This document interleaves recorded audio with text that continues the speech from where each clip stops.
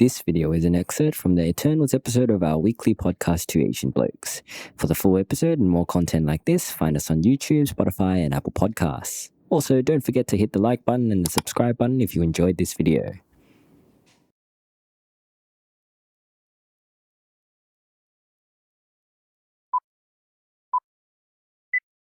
Well, I think before we wrap up this episode, Thavy, the last time we reviewed a Marvel property, I gave you a quiz. Oh, yeah. Do you remember that?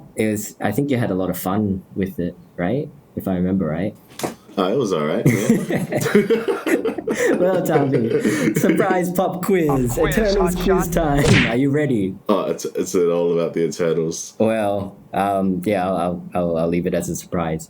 But Okay, we're gonna do a quiz. It's not gonna be like the last quiz, Thavy. I think the last quiz was too easy for you. You know, you did All right. a lot better than I thought you were gonna do. So I've stepped up the difficulty for this one. Nice. But yeah, if you want to play along at home as well, feel free to see if you can do better than Thavy. All right, ready for question one, Thavy? Yeah, shoot. So the MCU portrayal of the Eternals, as we've mentioned, presents a refreshingly diverse cast from a multitude of ethnic backgrounds. We've got Gemma Chan as the lead Cersei, Kumail Nanjiani as Kingo, Barry Keoghan as Druig, Salma Hayek as Ajak, who I kept thinking about Ajax Spray and Wipe whenever they say her name. Yeah. I think they're named after the same Greek god, but whatever. And yeah, we've got others. We've got Brian Tyree Henry as Phastos, Liam McHugh as Sprite, Richard Madden as Icarus, Lauren Ridloff as Makari, and Ma Dong-seok as Gilgamesh, of course. My question for you, though, Thavy, is, in the Eternals' first comic appearance, as created by Jack Kirby in 1976, how many members of the Eternals were depicted as people of color? A, 0, B, 1, C, all 10? No, I don't fucking know that, man. I didn't even know anything about the Eternals. Have a guess. Think about it. 1976. The comic industry in 1976. Think about it. I will say, before I answer the question, the refreshing portrayal of diversity. I'm not sure if I agree with that. Okay. But, do you think it was diversity for marketing's sake? Oh, definitely. Well, whatever gives people jobs, man. It's fine. Yeah, it's good that people can get jobs from it. It's a step in the right direction. It was the first MCU film to have an openly gay character in it. So there you go. That's something, right? Yeah, it's all right. I mean, yeah, I'd rather just watch better stories about that community than going to Marvel. But anyway, the question is, I would probably say 0. Correct. The answer is A, 0. Follow-up question for you, is diversity good? Is diversity is good. I probably sound a little bit like a villain in this episode if you depends how you edit me. But Oh, I'm editing this, am I? Me or you. We'll discuss that after. But like, you know, I like watching films featuring like different ethnicities or from different like countries, people, you know, different disabilities or whatever. It's good that it's there, but like when you are forcing it, I'd rather not watch it. It's just a bit disingenuous. Yeah, it gives people jobs, but you know, it kind of takes away from the much better stories out there that treat people that they're trying to depict in a much more humanistic manner. I get you. You're saying diversity is good, but it shouldn't be forced. Yeah, like it shouldn't be tokenized, because I feel like diversity is being tokenized now. Which, yeah, I don't know. I'm not sure how I feel about that, to be honest. Yeah, I mean, it's not the reason why people should be watching this film in particular. Yeah. Right? Like, you shouldn't say something is good because it has it, and then if you don't like it, it's like, oh, well, you're a cunt. It's like, it's not how it works. Sure. Like, yeah. Yep, I agree. Okay, question number 2. Despite this diversity, The Eternals currently has the lowest Rotten Tomatoes score, sitting at 47% at the time of recording. My question for you, Thavy, is what is the second lowest ranking MCU film according to Rotten Tomatoes? Is it A, The Incredible Hulk, B, Hulk by Ang Lee, or C, Thor, The Dark World? Well, Hulk isn't even part of the MCU, right? Very good. You got past my trick. I'm pretty sure it's The Dark World, right? Correct. It is C, Thor the Dark World, with a 66% on Rotten Tomatoes, closely followed up by Incredible Hulk, which is at 67% at the time of recording. Yeah, I've heard not very good things about The Dark World. Oh, you haven't seen it? Nah. I've seen it, but I don't remember it. There you go. It doesn't even exist in your mind anymore. Interestingly, Hulk by Ang Lee is at 62%, so that's still more than the Eternals. But it's not an MCU film. I think it's a pretty experimental attempt at the comic book genre, but it's bad, I think. Yeah, fair enough. We might visit it at some point because the director is Ang Lee, who is Asian, and that fits with our theme. But anyway, moving on to question 3. The character of Kingo is played by comedian, actor, and podcast host Kumail Nanjiani, who's best known for his role in TV series Silicon Valley, as well as his semi-biographical rom-com The Big Sick. To prepare for the role of Kingo, 42-year-old Nanjiani had a strict diet and exercise regimen. He hit the gym 6 days a week to build the muscle necessary to play his character and followed a diet that consisted of eggs, avocado, chicken breast, fish, and salad to lose his fat. All of this hard work resulted in the actor getting in the best shape he's ever been in. He got ripped, he got shredded, he got hench. My question for you, Thavy, is, in the 2 hours and 37 minutes of runtime of The Eternals, 2021, how many times does Nanjiani's character Kingo take off his shirt? Is it A, none, B, once, or C, twice? I think it's twice. I think I remember seeing his shirt twice. His abs.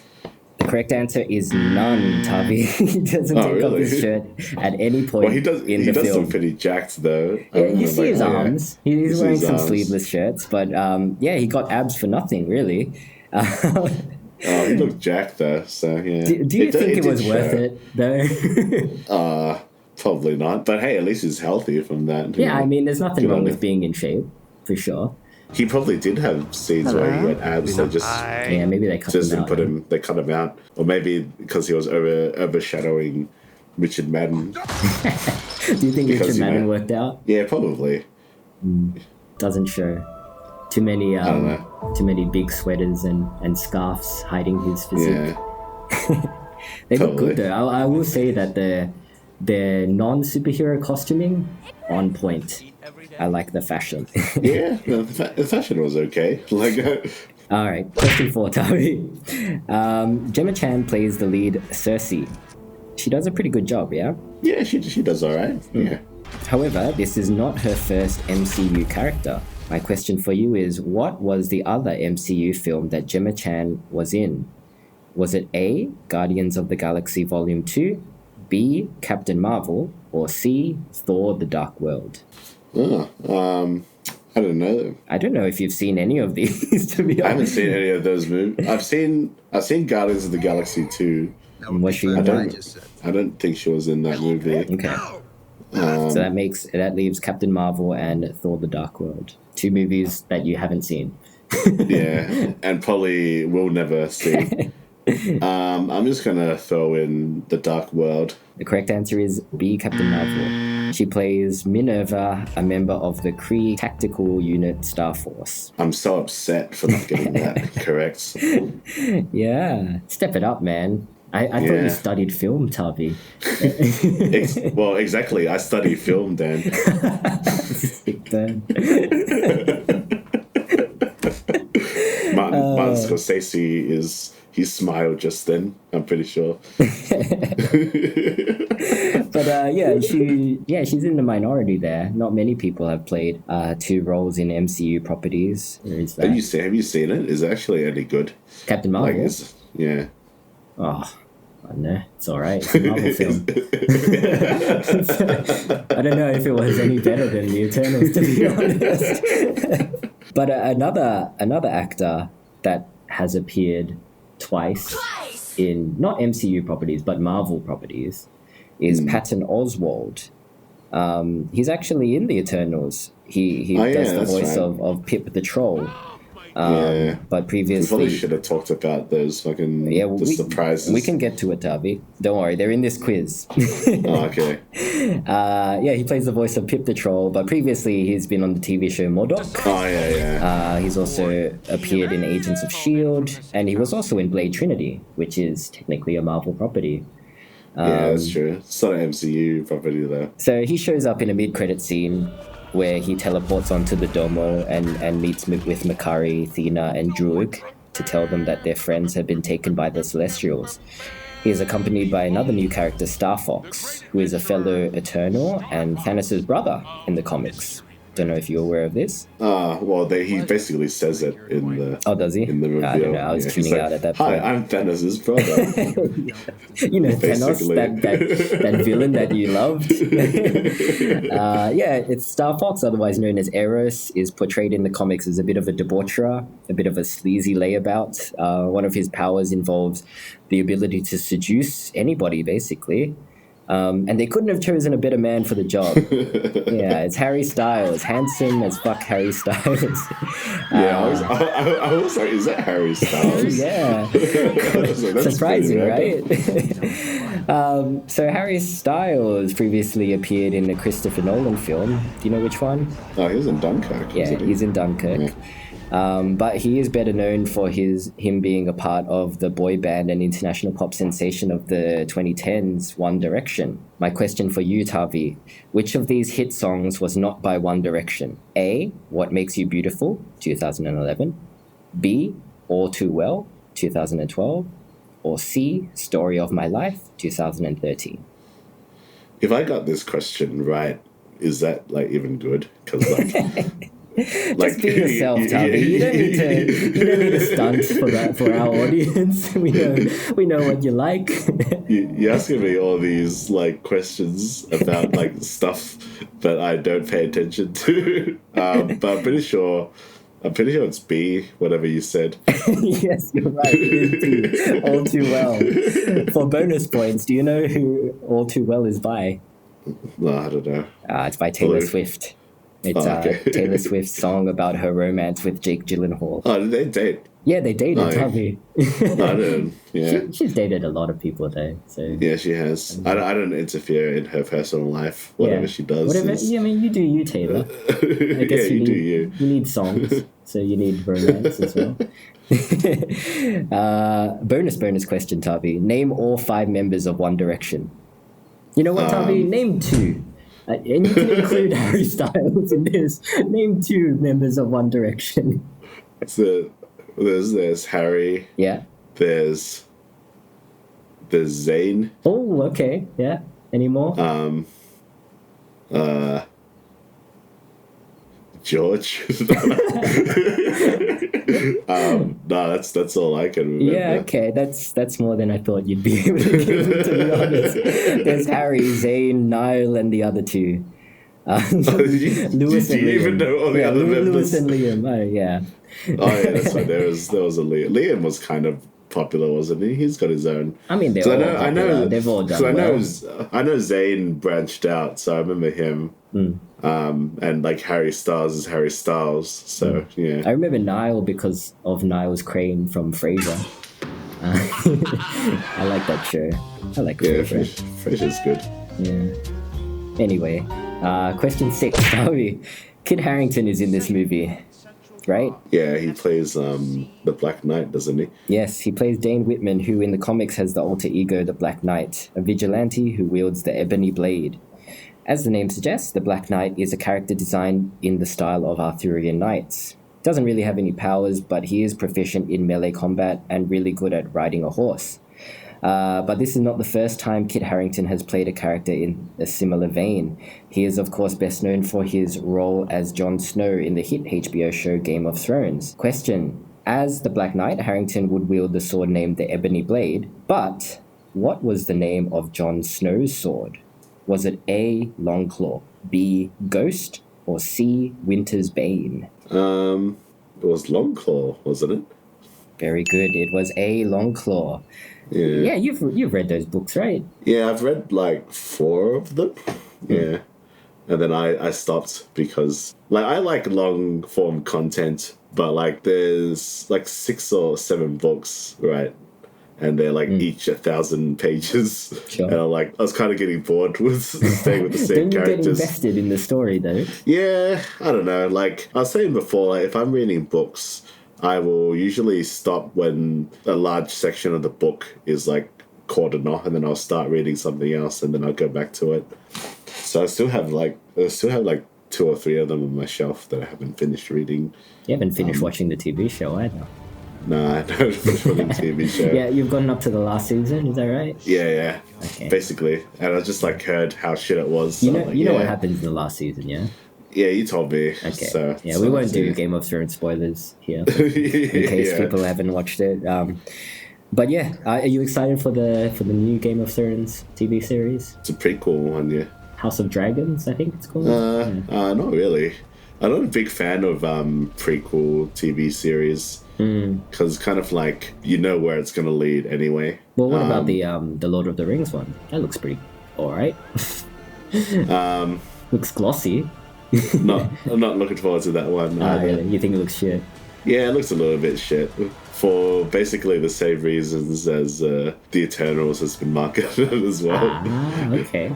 You've got a problem with the marketing. Yeah, I don't know. It just doesn't interest me. It's not even following any of the Tolkien stories. Sure. It's like they're just making shit up. It's not like from the Silmarillion or some shit? Nah, because they don't have the rights. They've only got rights to Lord of the Rings. Okay. But they don't have rights to the other Tolkien content. I don't know how that works properly, but basically, yeah, they just have to make shit up. Yeah. And I guess I'm getting a bit older as well. Like, I'm not into fantasy content as much these days, I guess. I mean, you're playing Elden Ring, so that's not true. Oh yeah, I'm playing Elden Ring. That's when it's true. done right, you're into fantasy content. Yeah, I'm basically into anything if it's done right, really. Yes, sure. Anyway, we're getting sidetracked. Yeah. Question number 7. The future of Harrington's MCU character is explored in a post-credit scene that shows Whitman opening an old box that contains a mysterious sword with a shimmering black blade, the Ebony Blade. As he goes to touch the sword, a voice from off-screen says, "Are you sure you're ready for that, Mr. Whitman?" Question: Who does this voice belong to? Is it A, Mahershala Ali as Blade, B, Oscar Isaac as Moon Knight, or C, Jared Leto as Morbius? I should have thought it was Nick Fury. Oh dear. Yeah, fuck, I don't know. Mahershala Ali. It is indeed Mahershala Ali as Blade. I thought you were joking. I don't know. I thought Like, that was one of those things. no, I actually thought that was Nick Fury saying that. Well, I mean, you're not completely off track because it does seem like Mahershala Ali is recruiting him into a team, which is probably going to be the Midnight Suns, which in comic book continuity, it's this team of like monster hunters basically that fight the occult forces that are in the Marvel universe.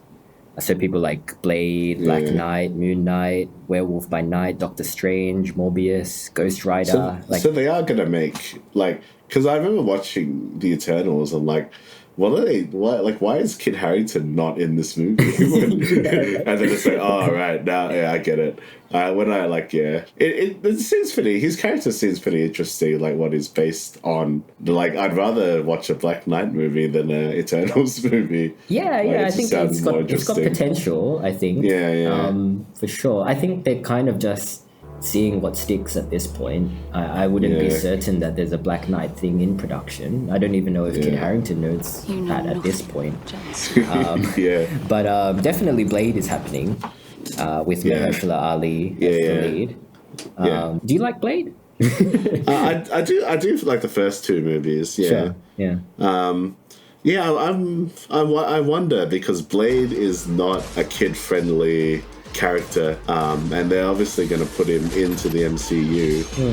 So I wonder, like, how are they going to do it without the violence? I feel like it's going to be a very different vibe because all of those characters, like Blade and Moon Knight and Morbius, even they're not very kid friendly.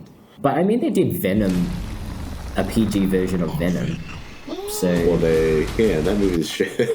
yeah, yeah, it'd be interesting to see how far they go with the bloodshed. Yeah, because like Blade is it's about vampires, so literally things that drink blood, right? So yeah, I don't know. Like, I'm curious, but I don't know if it'll work as a PG-13 film. Well, I like Mahershala Ali. I think he's pretty good. No, he's a great actor, man. So that's that's a step in the right direction. Yeah. And if he brings like at least 5% Wesley Snipes into the role, I think it'll be really good either way. Yeah. Speaking of, question 8. The character of Blade was, of course, first put to film in New Line Cinema's 1998 film, which starred Wesley Snipes as the titular vampire slayer. Snipes reportedly put a lot of his own into the character, which actually led to changes being made to the character in comic continuity. In fact, screenwriters were so impressed with Snipes' commitment to the role that they actively inserted a line that they had heard Snipes say in general conversation into the final film script. This line is said by Blade right before he delivers a final kick to antagonist Deacon Frost in the climactic final battle of Blade 1. Question: what is that line? A. Always bet on black. B. You either smoke or get smoked, and you got smoked. Or C. Some motherfuckers always trying to ice skate uphill. He says, I think it's A, isn't it? I don't remember. A is from Passenger 57, but the correct answer is C. Some motherfuckers are always trying to ice skate uphill. Some motherfuckers are always trying to ice skate uphill. Thavy, follow-up question. What do you think that means? I don't know. I don't. Well, I think what does it mean? I think it's a commentary on how there will always be people or vampires who are trying to fight fate, trying to push back against this inevitability created by the system in which we live our lives. Thavy, that's what I think it means. Awesome. Side note, Wesley Snipes would later serve 3 years in jail for misdemeanor tax evasion after failing to file tax returns and evading $7 million worth of taxes. So, take that as you will. But yeah, that concludes our quiz, Thavy. Well done. I think you did all right. Good job. Awesome. Do I win anything? You don't have to watch The Eternals 2. How about that? Unless Lack demands it again. Unless Lack demands it again. Yeah. But I won't make you watch it, Thavy, if you don't want to. So that's something, right? I guess so. All right, guys. How did you fare on our Eternals quiz? Did you get all the Eternals? Which is your favorite Blade movie? Let us know. You can get in touch with us at 2asianblokes@gmail.com, or you can join our Facebook group to be part of the conversation, or you can follow us on Instagram at 2asianblokes to see what we're up to. Thank you as always for watching. Bye-bye. See you later, guys.